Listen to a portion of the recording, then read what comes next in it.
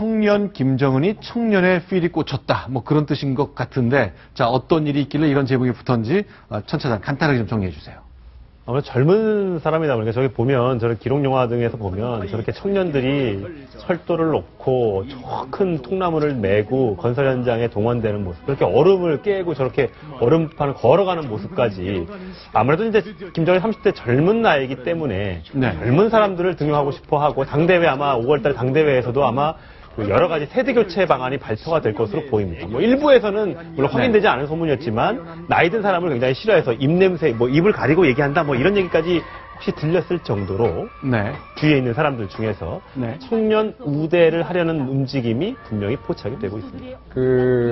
제가 한번 평양을 가봤는데요. 네. 그때 어느 공장을 갔습니다. 공장을 얘기하면 또 그쪽에 사람 다칠까봐 좀 그런데 꽤 큰 공장인데요. 네. 당연히 돌아가지 않고 있었고. 아, 공장은 멈춰서 있었다. 예.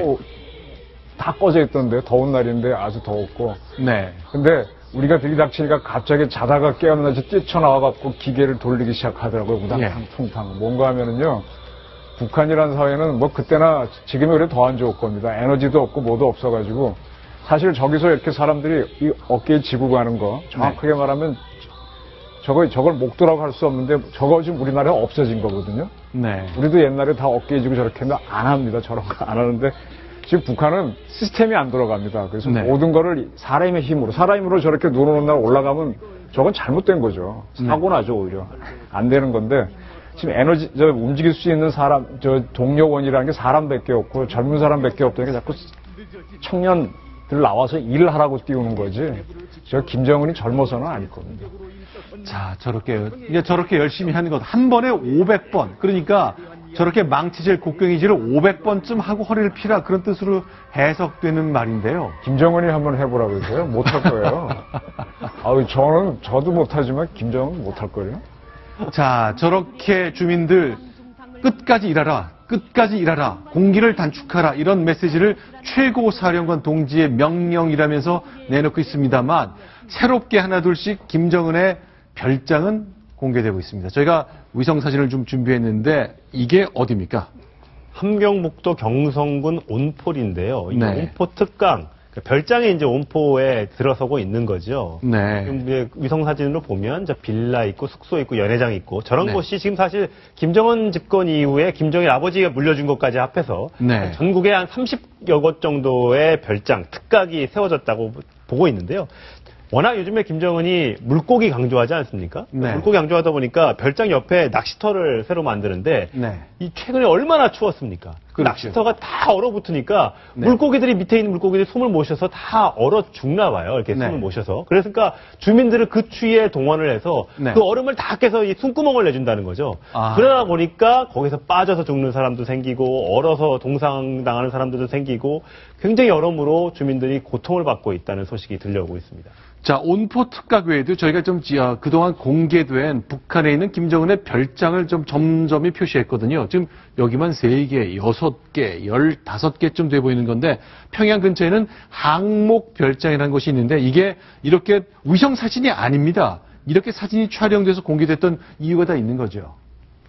네. 김정일의 요리사인가요? 네. 그분 책에 나오는 사진 아닌가요?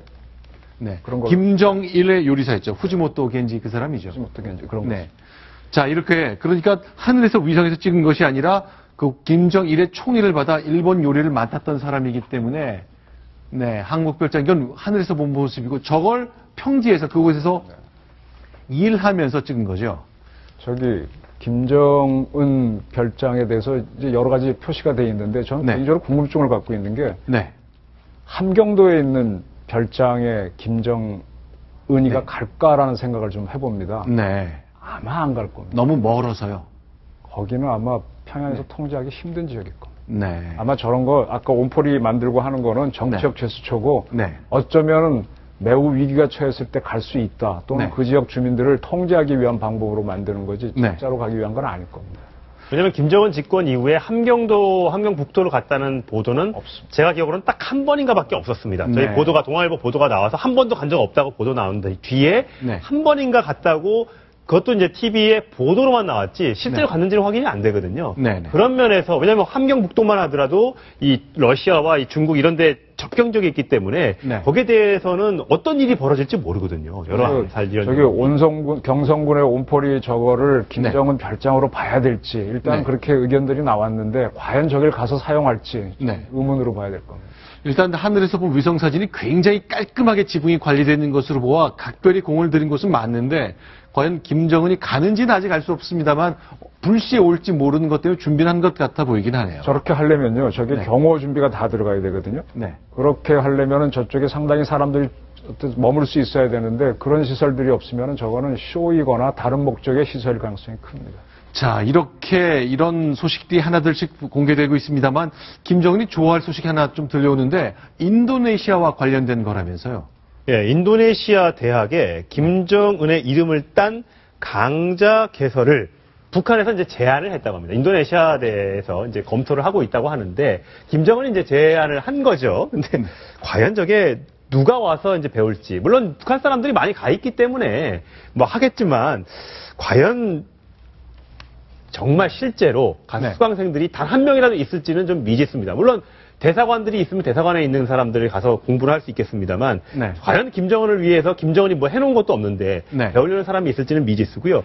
인도네시아 과거에 이제 그 상도 하나 만들었었는데 이제 받지 네. 않는다고 해서 한번 논란이 됐었던 적이 있죠. 수카르상인가를 네. 이제 북한 쪽에서 준다고 했었는데 그거를 받지 않는다고 해서 한번 논란이 됐었는데 인도네시아와 북한은 굉장히 좀 친밀감이 좀 있는 것 같아요. 그런데 자, 인도네시아와 북한 관계라는 게 1960년대 비동맹 운동할 때부터 계속 이어졌던 건데 그 냉전 시대 네. 미국 중심, 소련 중심 아주 동맹 외교를 강하게 할 때 중간 지대에 있는 국가들끼리 굉장히 친했잖아요. 했었죠. 그래서 그 인도네시아하고 김일성하고 상당히 가까웠는데요. 지금 인도네시아가 이거를 허가를 할지 안 할지 지난번에 우리 왜 인권단체가 여기 가서 시위 한번 했었죠. 그렇죠. 이 대학 가서 이런 적이 네. 있었고 지금 인도네시아도 정부도 전략적인 판단을 해야 될 텐데요. 이번에 네. 이제 우리나라하고 KF-X 전투기를 같이 만들기로 했습니다. 네. 그렇게 되면은 지금 미국은 인도네시아가 가장 인구가 많은 무슬림 국가라서 네. 어떤 무기 같은 거를 잘 판매하지 않고 있는데 네. 한국과 묻어갈 경우에 얼마나 미국 제품이 부품이 들어간 거가 갈 수 있느냐가 지금 하나의 큰 관심 사항입니다. 네. 사항이고 지금 인도네시아는 지금 우리하고 무기 거래가 잠수함도 하고 있고요. 잠수함도 하고 있고 아까 말한 T-50도 가고 있고 또 여러 가지 등등이 되고 있는데 그러한 상황에서 이렇게 군사적인 교류로 가는데 인도네시아 명문대학에 김정은 광자를 세우게 한다. 유엔 제재를 하는 나라에 그렇게 된다면 인도네시아가 좀 국가적인 망신을 당할 수도 있는데 인도네시아의 고민이 어떻게 될지 궁금합니다. 인도네시아가 누구와 함께 인도네시아의 미래를 준비해야 되는지 너무 자명한 일이죠. 저도 예전에 그 취재할 때 들었던 얘기인데 이명박 대통령이 직접 일화를 얘기한 적이 있습니다. 그 유도요노 대통령하고 이명박 대통령이 자주 만났는데 이렇게 얘기한대요. 아니 나처럼 인도네시아 육군사관학교를 수석으로 졸업한 사람도 별을 닿는데 30년이 걸렸는데 무슨 28살짜리 청년이 대장이라는 호칭을 듣냐. 이게 말이 되느냐. 라는 얘기를 여러 번 강조했다는 얘기를 직접 들은 적이 있습니다. 그런 정도로 알긴 압니다만 과거의 인연 때문에 강조와 개설까지 이루어질지 그건 인도네시아 대학이 잘 판단해야 되겠네요. 전 세계가 지켜보고 있지 않겠습니까? 일단 기본적으로 인도 지금 앞서 말씀했지만 저희와 이란의 핵 개발 포기로 얼마나 많은 지금 경제적 실익이 가고 있습니까? 네. 이 부분을 김정은은 묵과해서는 안 될 것, 간과해서는 안 될 것 같고요. 계속해서 이런 소식이 북한 내에 전파되지 않을까? 네. 옛날에는 SNS나 휴대폰이 보급되기 많지 않았을 때는 그럴 네. 수 있겠지만 지금은 북한에도 휴대폰 보급률이 100만 대가 넘었습니다. 200만 대도 네. 곧 되고요. 이런 경우라면 네. 김정은이 생각을 반드시 고쳐 먹어야 될 것 같습니다. 자, 인도네시아의 수카르노 국부이긴 합니다만 그 당시에 김일성과 긴밀한 외교 관계를 맺고 있어서 김정은에게 상을 줬거든요. 그것 때문에 많은 서방 언론들이 인도네시아의 판단에 대한 의문을 제기하는 보도를 했었습니다. 국익과 관련해서 미래를 준비하는 나라 준비를 잘 할 것으로 생각합니다.